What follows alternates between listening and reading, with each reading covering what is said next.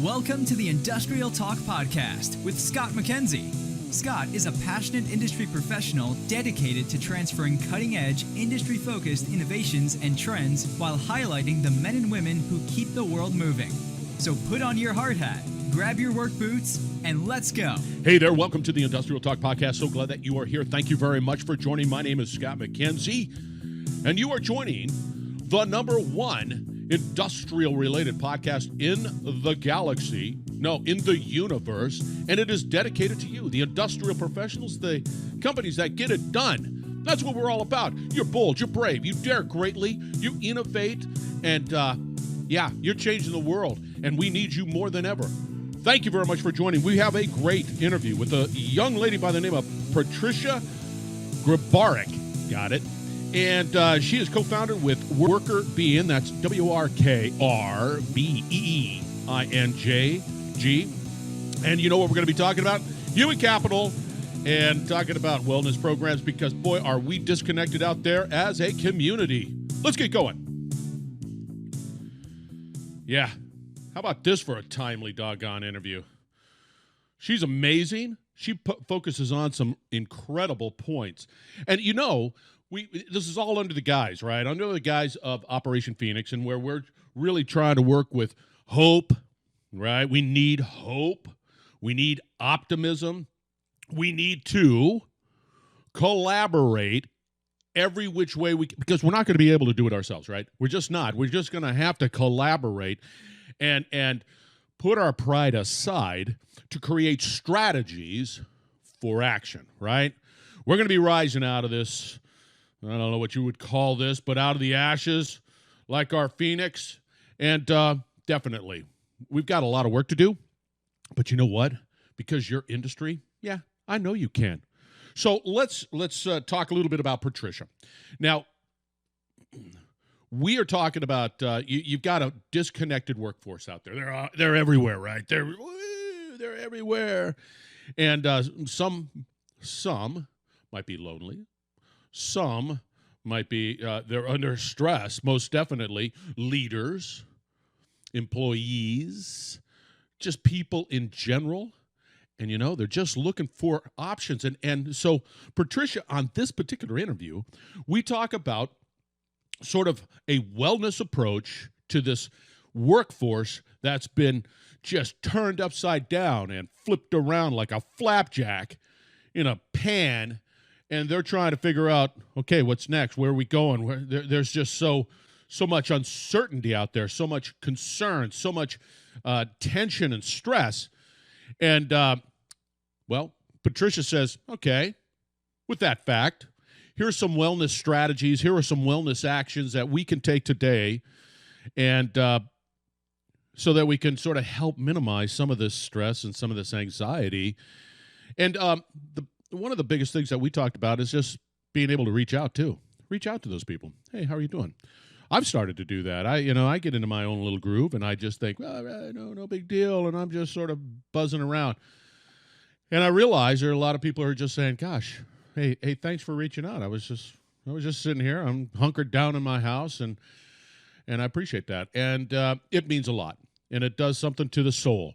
So, this interview, definitely, let's talk about reducing stress, especially in this environment. Enjoy the interview with Patricia Grabarek. That's a Grabarek. Thank you very much. Here we go. Hey, Patricia, welcome to the Industrial Talk Podcast. So glad that you are here. Thank you very much for joining and sharing your wisdom to the listeners of the Industrial Talk Podcast. How are you doing? I'm great. Adjusting to all the craziness with this coronavirus world, but overall doing well. I can't complain. Give us a little background, and then we're going to start going into your what we're going to be talking about, which is, I believe, you listeners out there, it's timely. It's pen and paper time. You're going to have to listen to her. So give us a little background there, Patricia, on why you're such an incredible professional. Thank you. Yeah, so my background is in industrial organizational psychology. So I have my Ph.D. and basically that's business psychology. A lot of people don't know the field that well. And what we do is we study people in the workplace. And that includes things like hiring the right people or finding good leaders and helping coach leaders, all of that good stuff. And my favorite area is workplace wellness. So I've started a company with my co-founder, a friend from grad school, Katina Sawyer. It's called Workr Beeing, and it's all about workplace wellness research. And we're trying to get the good research out there that's being done more accessible and into people's hands, which is why this conversation is perfect. It's hopefully going to give some good insight and some research to folks that are listening. Yeah, and listeners, it's sort of an interesting time out there in business with a lot of uncertainty, a lot of angst, and I am very excited about this particular conversation. Now, your work is cut out for you, Patricia. It's just FYI. It's just, especially now, it's the work is cut out for you. So let's talk a little bit about defining workplace wellness now in because there's workplace wellness, and now we're all disconnected and we're working remotely, and how do you deal with that? So let's just define workplace wellness, what that means, and then what do we do? Yeah. So workplace wellness is really people feeling healthy and whole at work. And it has to do with a lot more than just the kind of gimmicky wellness programs like, yoga at work or things like that. It's really more about the person as a whole. So emotional well-being, mental well-being, physical well-being, and how that ties into work. And so how can you make work environments that are the most effective and the most well for the employees, so that you're thinking about your employees more holistically. So workplace wellness is really kind of encompassing all the different areas. So the different types of content in that space are like work-life balance, how do those programs work, like mindfulness, yoga, et cetera. But then also things like creating inclusive work environments, making places safe psychologically to work, places where you can feel comfortable and express yourself and express your opinions without feeling like you're going to be demeaned. So there's a lot of other things that are a little bit bigger than just typical wellness programs. It's a basket full of opportunity. But let's say I have my business hat on, and I'm the owner. It seems I've got all these other challenges over here, right? But what we're talking about is trying to create a better environment in the hopes of being able to be more productive, more happy results in more whatever. But it seems like it's heavy lifting on my end. Is it difficult to try to, or do you incrementally sort of apply sort of wellness programs? And it's not a big bang. It's more, hey, we're going to do this, and then we're going to do this. Yeah, I think it's more incremental. And you're right, though. Everything that comes to the business owner's mind is like, how can I make my workforce more productive? And really allowing for people to be in a positive work environment helps them be more productive, more effective, perform a lot better. Exhausted employees are not going to be performing at the best. So it is really a focus on making sure that your employees are well, and that does have returns from business perspective. And from a leader's perspective or an organization's perspective, it does make sense to start small. And there's actually a lot of really easy things you can do that are not related to dollar signs. Creating that work environment includes making sure that your leaders are having productive conversations and relationships with people. It's making an environment that people feel comfortable to take a break if they need a break. Breaks are really important in the research. So, taking 15-minute breaks here and there just to kind of re-energize can be very, very helpful. And if you're not allowing for people to take the time they need to step away, then you're going to be creating a more harmful environment. So there's not actually a lot of cost involved. It's really creating that culture that's important. So that would be number one. That I would like the listeners to sort of take note. The freedom, the ability to be able to sort of take that break. And like you said, it's if I'm fatigued and mentally, physically, whatever that fatigue might be, it behooves me to take a break to get my thoughts together or whatever it might be for greater productivity, and not have to worry about somebody's going, oh, taking a break. Yeah. Why aren't you at your desk? Why aren't you just sort of banging away at the keys? Look at me. Yeah. Or even at this time, like, why are they not showing as available on Skype or whatever, as you're working from home. So being able to allow people to walk away from their computer to have that moment, because really what we see in the research is that having that time to disconnect from work, even just for 15 minutes during the workday, you come back more refreshed and more energized, and then therefore more productive. Noble concept. I like it a lot. I know that I did. I took my breaks just because, Good. I can only bang away at the keys so long, But okay, Yeah, so of course. we've got that first one. Give us another point that we can, and it's not so overwhelming. It's not this big old elephant that you're trying to consume all in one bite. There is ways of being able to effectively change the culture and help people, succeed and be productive. What's that number 2? So number 2 is recovery. So when you leave work, you need to be able to recover from your day. And that includes things like just disconnecting from your email. Working from home right now, a lot of people are at home, can be really hard to get away from your computer, from your desk, from your email, because you're right there with it still. And organizations need to encourage people to not answer emails at 5 a.m. or 2 a.m. or 12 p.m. or whatever that looks like, or I guess 12 a.m. But really what you want people to do is to step away from technology. We see that people get better sleep if they step away from their technology and from their work emails and work content at least a few hours before bed. So that's part of that recovery. The other piece of recovery is we actually see in the research that learning something new helps you recover, helps you re-energize. So that might not work related, but it might be something like, I want to learn to cook this new dish, or I am really interested in learning how to paint. So doing some sort of other mastery outside of work really helps people recover. I like that because because we are what's happening today, I realize that I enjoy cooking.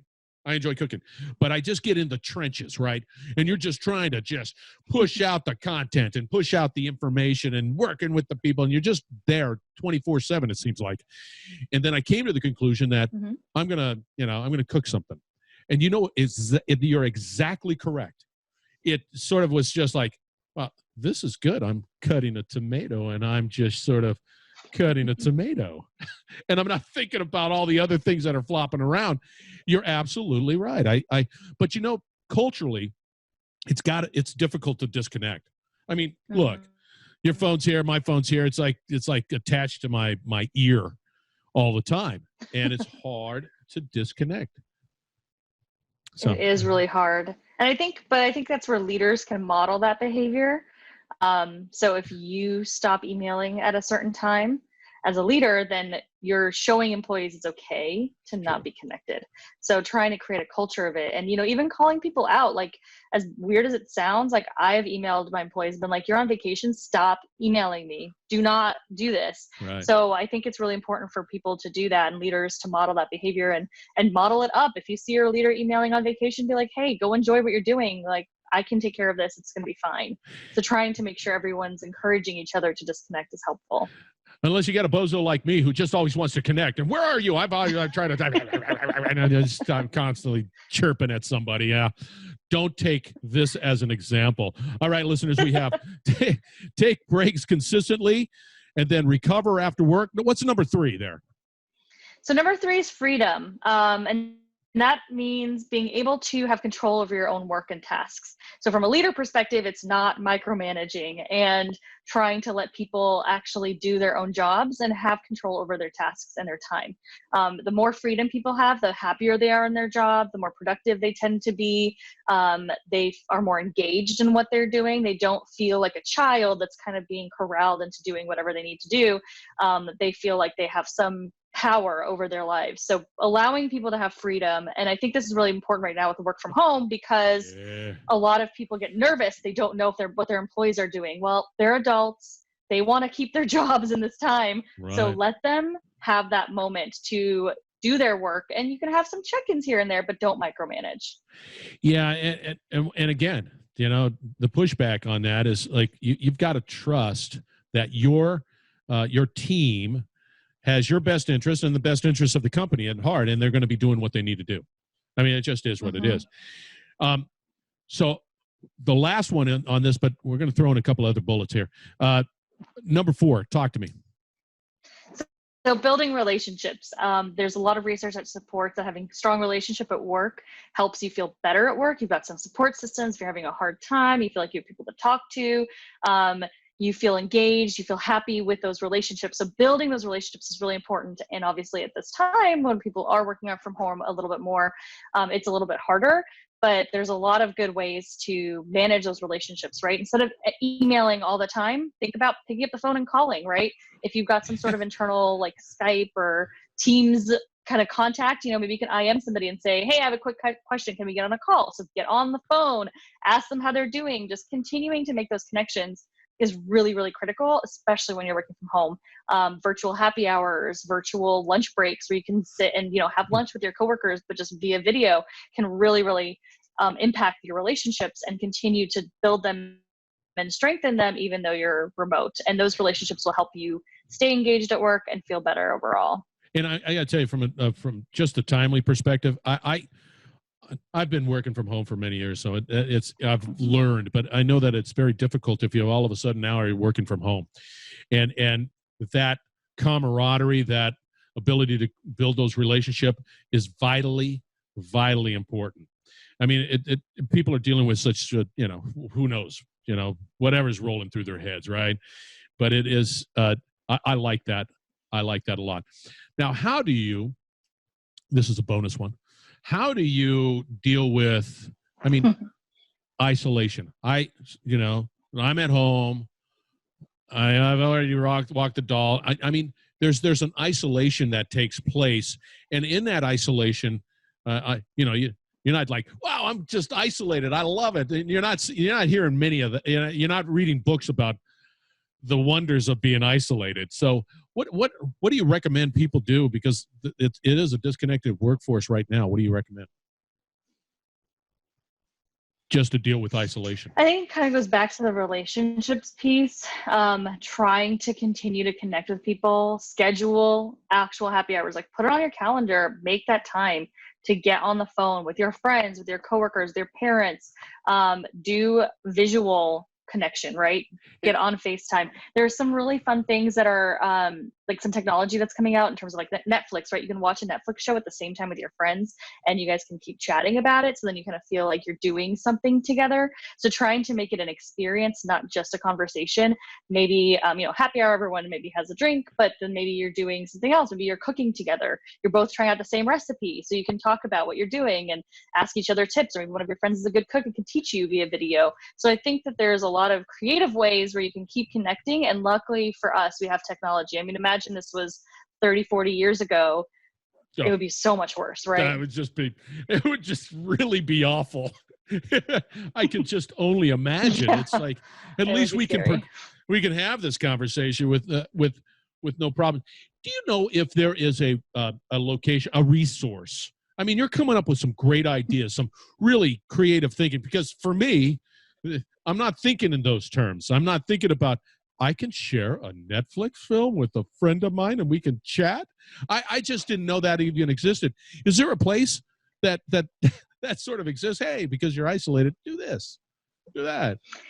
Oh, that's a good question. I've just kind of seen them randomly pop up through whenever I've been online. So probably doing some Google searches, you could find something, some tips and tricks. I'm sure people are becoming even more creative than me, right? With lots of ideas. So I would just search the internet, and people are talking about this constantly.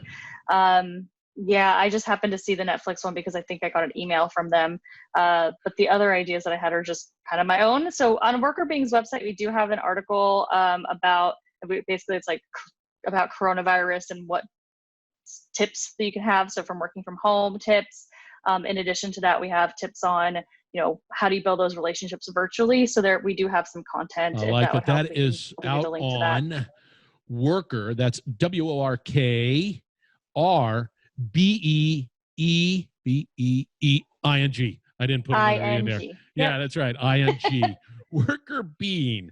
I love that. Now, I can't help but notice this is timely too, and this will be out on industrialtalk.com. There is a your Workr Beeing 5-day workplace wellness reset. Tell us a little bit about that and why that is so cool.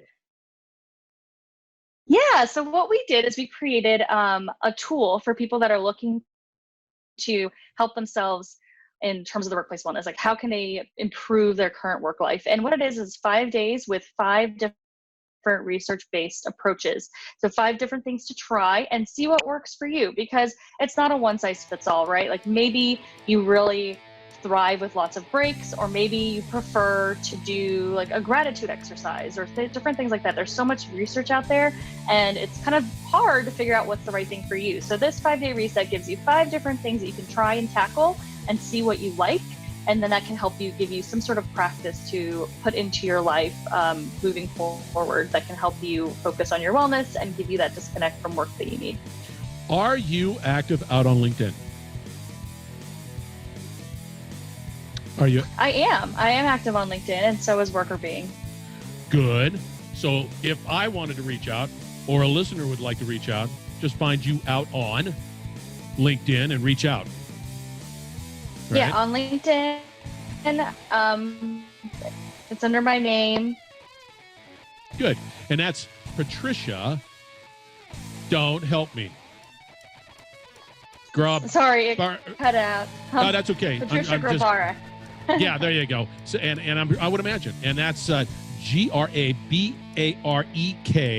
and I'm sure there's not many out there with that last name and first name Patricia, right? Oh, okay. We're experiencing, we're experiencing some stuff. That's okay. And finally, for you listeners out here, let's just sort of summarize what we just went through. Reducing work stress. Okay, we're talking about taking breaks, recovery after work, freedom. Build a relationship, and then just continue to build those relationships. There's really great stuff. Patricia, I'm sorry for the little breakup there, but you were fantastic. I love the meat to this thing, man. This is great. Really tangible stuff. Thank you. All right, you listeners at the Industrial Talk, we will wrap it up on the other side. Well, thank you so much for having me. I really appreciate the time. You're awesome. You were absolutely awesome. So you listeners, stay tuned. We'll be right back. You're listening to the Industrial Talk Podcast Network.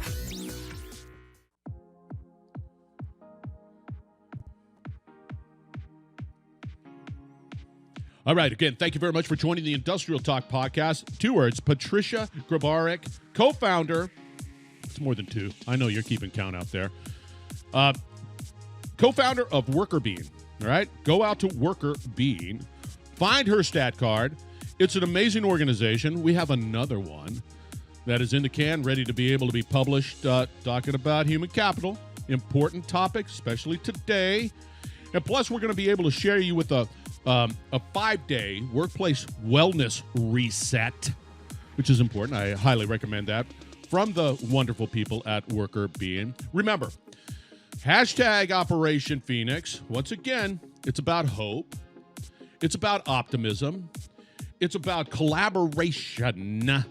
It's about strategic solutions for action. And we're highlighting the best of the best who have just given their time to be able to provide insights in this really difficult and challenging time. I understand. I'm here, hunkered down too, as well with you.